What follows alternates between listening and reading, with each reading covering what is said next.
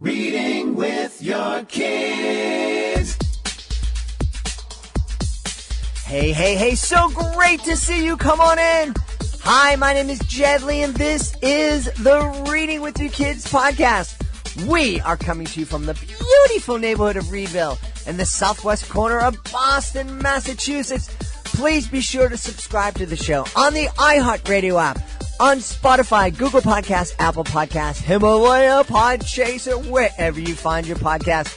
Our guest today is Matthew Paul Turner. He is the author of a beautiful new book called When God Made the World. Before we invite Matthew to sit down with us, we want to let you know that this episode of the podcast is brought to you by our folks at Vooks. Vooks.com, V-O-O-K-S, Vooks.com. Vooks combines the love, trust, and safety of children's books with the convenience of online streaming, creating a whole new way to experience stories with their growing library of animated storybooks that both kids and parents will love. By adding movement, sound, and narration to existing books, Vooks brings stories to life, encouraging the love of reading while promoting literacy, imagination, and focus for children 2 to 8 years old. With Vooks, children can learn, laugh, and let their imaginations soar, while parents can feel good about letting their little ones enjoy quality, guilt-free screen time. Right now, Vooks is offering a free 1-year subscription to every single teacher and homeschooling parent. We also have free resources to go along with some of our most beloved titles. To learn more and to take advantage of that free 1-year subscription for every teacher and homeschooling parent, please visit Vooks.com. That's V-O-O-K-S, Vooks.com.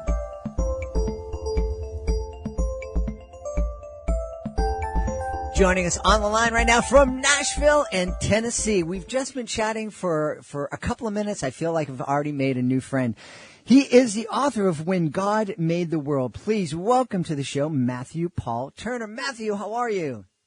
I am so well. Thank you so much for having me, Jed. I'm grateful to be here. I'm really excited to have you here too, and I'm really excited to learn more about When God Made the World. This is the folks who listen to the show. This isn't a religious show, but folks who listen to the show know that faith is a very important part of my life, and so I'm really excited to learn more about this book. Tell us all about it, please. Yeah. Well, this is my my fourth children's book, and my first children's book came out in 2017. It was called When God Made You.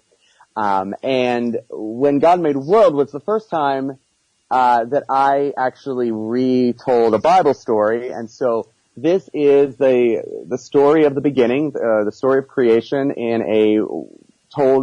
retold in a rhyming, whimsical way, and that is very much a fun, very colorful, diverse way of looking at creation, and hopefully I've done the story, the original story, justice, and that I have retold it in a way that excites kids and families to want to read it together and experience it. Well, we created the Reading with Your Kids podcast to encourage families to read more together, because it is such an important way to build family. And it's such a great way to have good conversations with your kids and to talk about hard topics and for them to see themselves in the world, but also become familiar with other people and become familiar with other places. It is it's some of the most sacred moments that I have with my kids is when I'm just on the couch or in bed and just reading with them and looking through a new book. And so I am a big supporter and fan of families reading together. And I love that word that you chose, sacred. And I absolutely agree. And my faith background, I'm Catholic, and so we have a lot of these things that are called sacred, and they're things, and they're movements, and rituals, and that's great. But to me, the most sacred thing is my family and our relationship with each other and our relationship Sure. with God.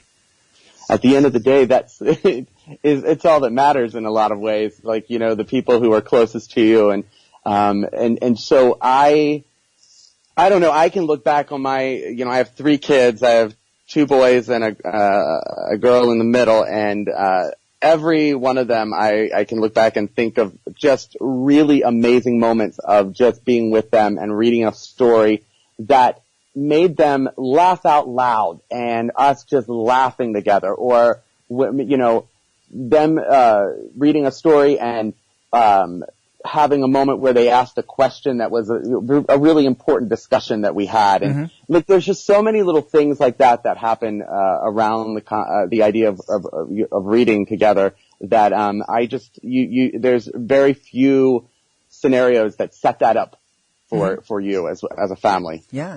And one of the things you mentioned is that, reading is a really great way to talk about difficult subjects.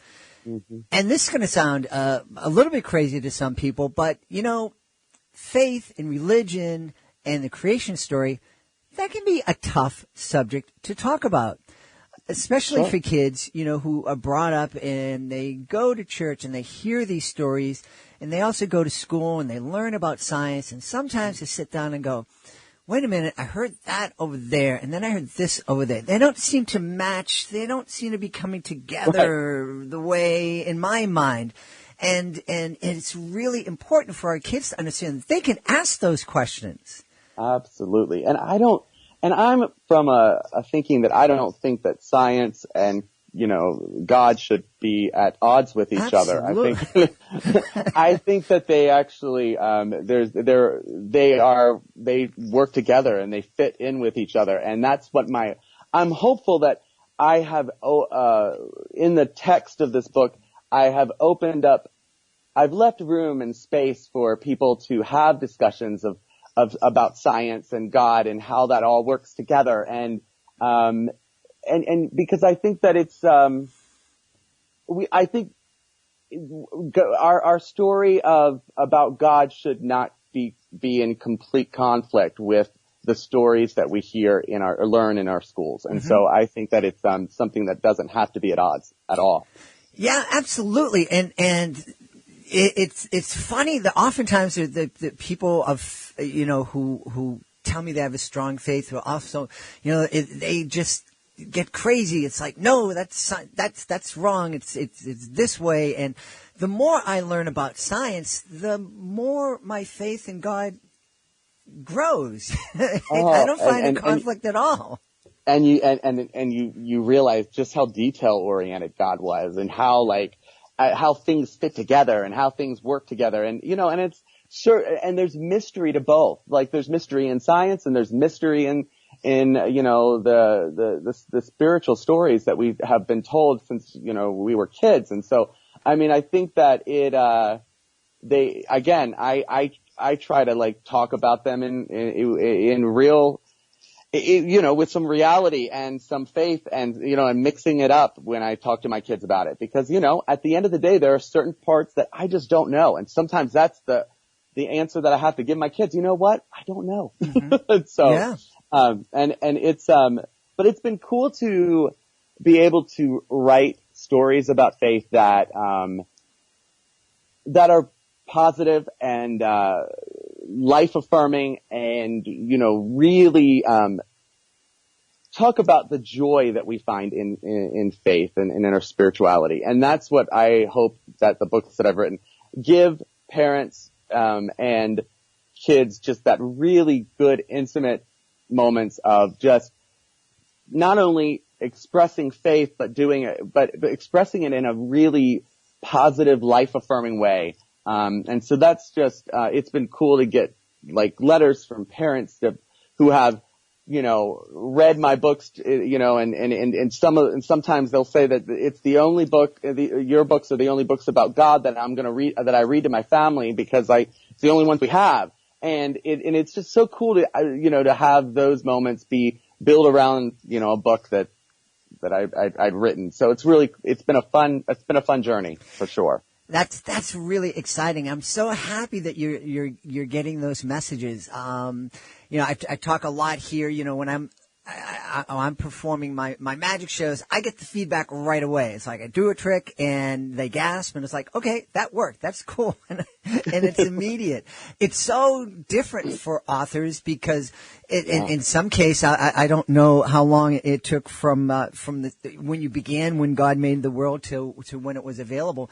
But for a lot of picture books, it can take 2 or 3 years for them to, and then takes you longer, before you get any feedback from folks. And you know what? I'll tell you, I wrote, my first children's book was written in 2012 and I did not have a signed deal until 2017. So I actually ended up, self-publishing my first book, and it was through my self-published book that I garnered the attention of one of the publishers who had said no to it at first. They came back and they said yes.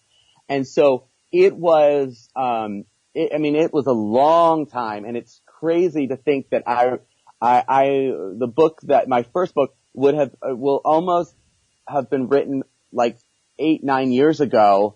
And I still get like letters about that book all the time. And so it's really, that's been really the cool thing about, picture books and kind of like, I always knew there was something really special about a picture book. Uh-huh. However, I did not know how many places a picture book will go and will show up. And it is so cool to get letters from people who have kids, people who don't have kids. I got a letter from a lady who told me that she was going through cancer treatment. And she was having a really difficult time engaging God during that experience. And so she read my first book, which is called When God Made You. She read that book every day during her chemotherapy. And I'm like, what a profound thing. She goes, I don't have kids. I don't know why I'm even writing to tell you this, but I just want to let you know that it has, deeply impacted me. And it's crazy because I didn't think as I was writing or, engaging this world of children's books that there was such they were such a gift for people to experience in so many different situations and experiences, good and bad. And so happy or sad. And so it's been a really cool learning experience for me. That's fantastic. I really am happy for you because the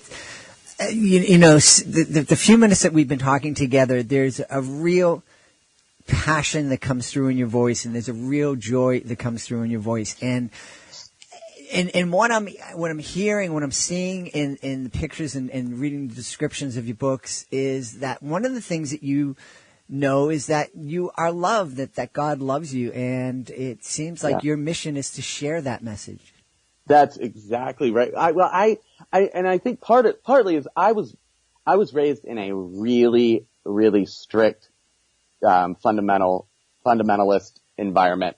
One of the stories I tell when I talk about my spiritual upbringing was I had Barbies burned in front of me to explain hell. That's kind of, which is weird for a lot of people. Mm-hmm. And so I had a real negative upbringing when it came to my introduction to God. And I think for me, I wanted to introduce God to my kids in a positive, life-affirming way. And I wanted them to know that God delights in who they are, and God delights in, all, the things that they do, and how that, and how we can be a part of God's story and, here on earth. And I just think that there's so many life-affirming, positive things that it's crazy to see how many, you have so many books about God that for kids. And I just found that, and anytime I would read a book about God to my kids, I would be like having to skip over words or skip over themes and, change things here and there just to make it more positive. And I was like, you know what, maybe I can figure this out and do this. And so I think on some level I was writing to the child that, the child in me that was raised in a negative background. And I was also writing to my own kids to kind of give them a positive introduction to God, and it has become something that, as thousands and thousands of families have embraced my books, and I'm just really, really honored by it all. It's been really fun. That is so fantastic. We talk about the benefits of reading with our kids, and a lot of them are, they get the vocabulary. They develop a love of reading and learning. They become closer to you, and those are really, really important.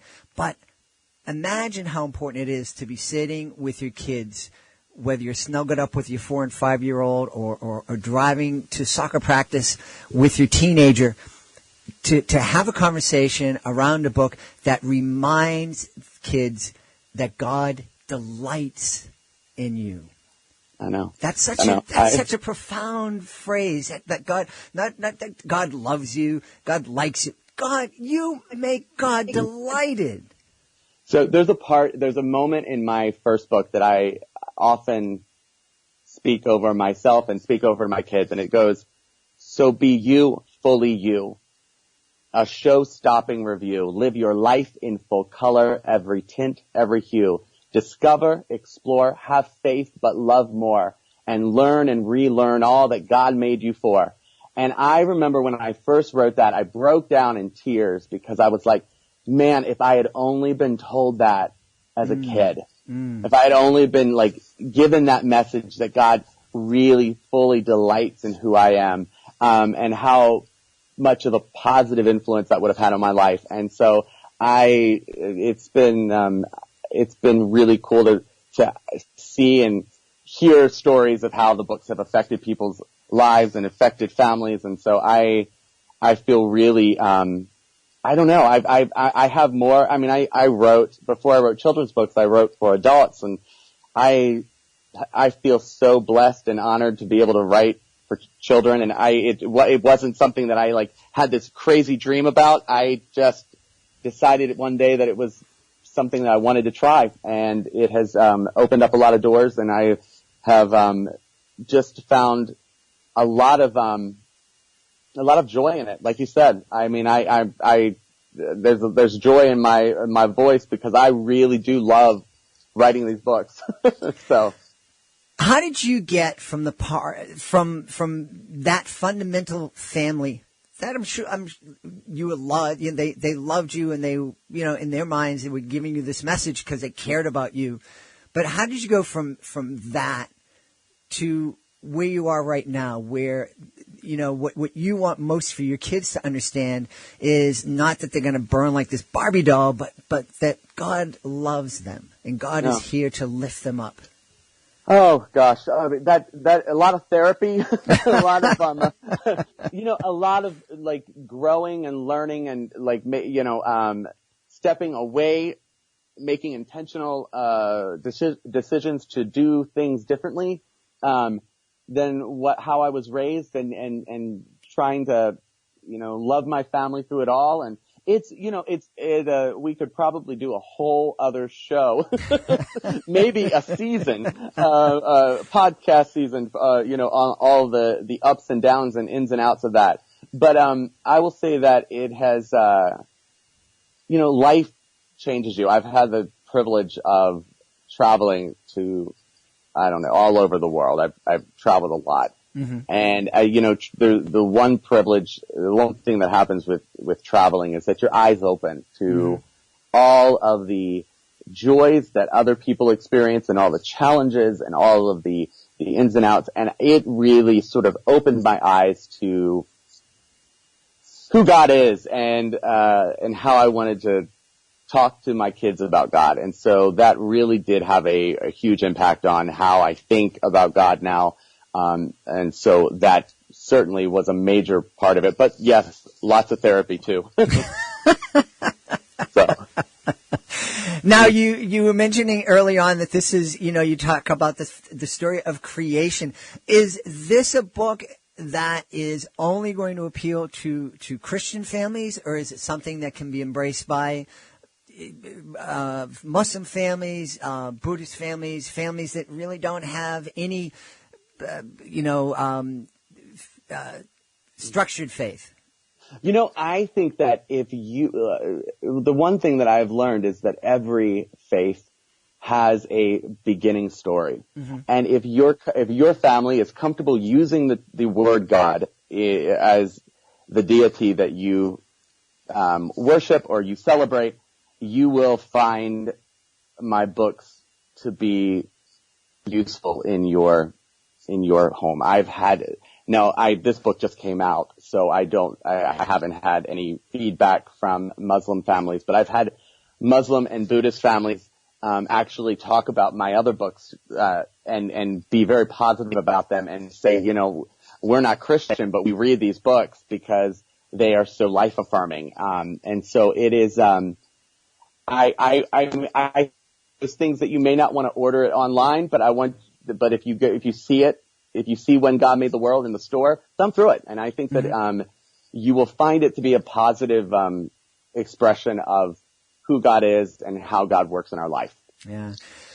Such an important gift to give to our kids, that, instilling faith in them. And I think more than ever now, it's so, because kids are bombarded with messages. I took a media literacy course one day, and not one day, but I took a media literacy course, and one of the things that I learned is that we're exposed to 3,000 or 4,000 different messages through various media every single day. And, a lot of those messages, they want you to buy this, they want you to think this way, they want you to think that way. A lot of those messages are negative in that it's like, you need this product because your life isn't full enough. Or if you're not thinking in the way we're thinking, then you're not worthy. It's so important for us to give our kids a foundation, to let them know that they are loved, that they are special, that they are valued. Absolutely. I mean, that's what I hope my books will do, that will showcase that no matter who you are, where you come from, what story you are writing, that God values you and God delights in who you are and God loves you passionately.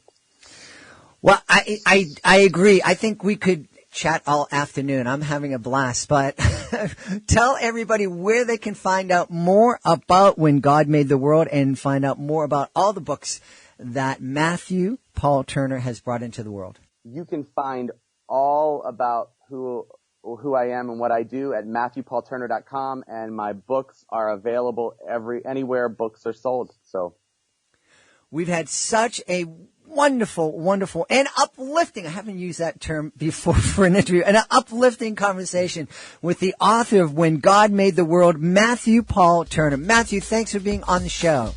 Thank you so much for having me, Jed. Please be sure to join us for the next edition of the Reading with Your Kids podcast. Our guest will be Helena Khoury. She is the author of The Paper Kingdom. If you are the author of a great children's book, you want to check out our Reading with Your Kids Certified Great Read program. It's a wonderful program that's making a huge difference for a lot of authors. We have a team of evaluators. If they believe that your book is worthy of 4 or 5 out of 5 stars, it becomes a certified great read. And with that status comes a whole lot of tools that can help your book stand out amongst the crowd of books that are published every single month. Check it out today, readingwithyourkids.com. I want to thank the folks who made today's show so very, very wonderful. Of course, we want to thank our guest, Matthew Paul Turner. Be sure to check out When God Made the World. Also want to thank our sponsor, our friends at Vooks. Remember Vooks, they're offering a free 1-year subscription to every single teacher and homeschooling parent. It really is an exceptional service. I love it. I highly recommend it. Check it out today, Vooks.com. Also want to thank my amazing producer, Fatima Khan. Please be sure to check out her blog at readingwithyourkids.com. I want to thank my beautiful wife for all the support she gives me. I want to thank Augie the doggy for having my back here in the studio. But most of all, I want to thank you. Thank you so much for joining us today. Thank you so much for subscribing to the show and letting folks know about the show. But most of all, thank you so much for taking the time to make the world a better place by reading with your kids. I'll be looking for you in the next edition of the Reading with Your Kids podcast.